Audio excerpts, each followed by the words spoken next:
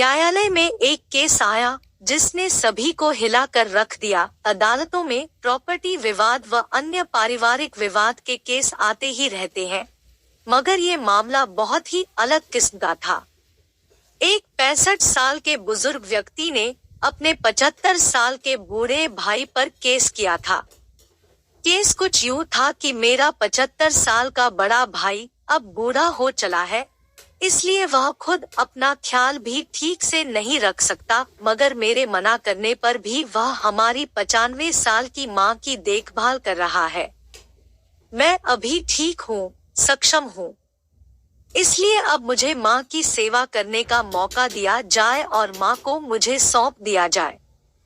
बड़े भाई ने माँ की बहुत सेवा कर ली। न्यायाधीश महोदय का दिमाग घूम गया और केस भी चर्चा में आ गया। न्यायाधीश महोदय ने दोनों भाइयों को समझाने की कोशिश की कि आप लोग 15 दिन बड़ा भाई रख ले और 15 दिन छोटा भाई रख ले, मगर कोई टस से मस नहीं हुआ। बड़े भाई का कहना था कि मैं अपने धरती के स्वर्ग को खुद से दूर क्यों होने दूं? अगर माँ कह दे कि उसको मेरे पास कोई परेशानी है या मैं उसकी देखभाल ठीक से नहीं करता, तो अवश्य आप माँ को छोटे भाई के यहाँ भेज दो।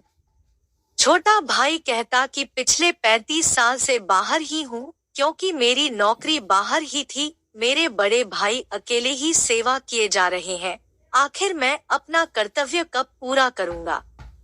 जबकि आज मैं स्थायी हूँ, बेटा बहू सब है, तो माँ भी चाहिए।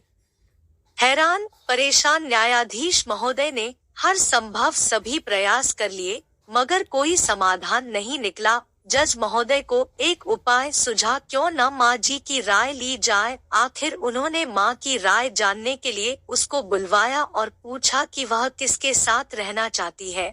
माँ बहुत ही कमजोर, कुल 35 से 40 किलो की बेहद कमजोर सी औरत थी। उसने दुखी दिल से कहा कि मेरे लिए दोनों संतान बराबर हैं। मैं किसी एक के पक्ष में फैसला सुनाकर दूसरे का दिल नहीं दुखा सकती। आप न्यायाधीश हैं, निर्णय करना आपका काम है। जो आपका निर्णय होगा मैं उसको ही मान लूंगी।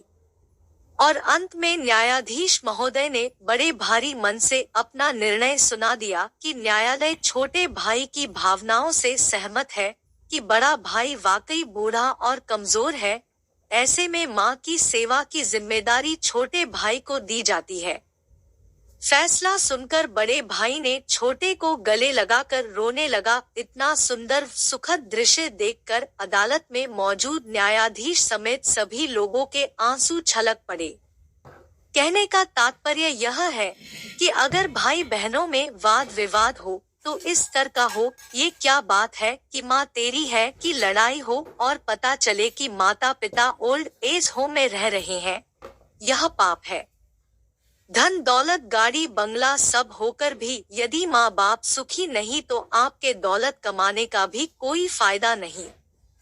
निवेदन है कि दोस्तों, यह घटना एक सत्य घटना पर आधारित है।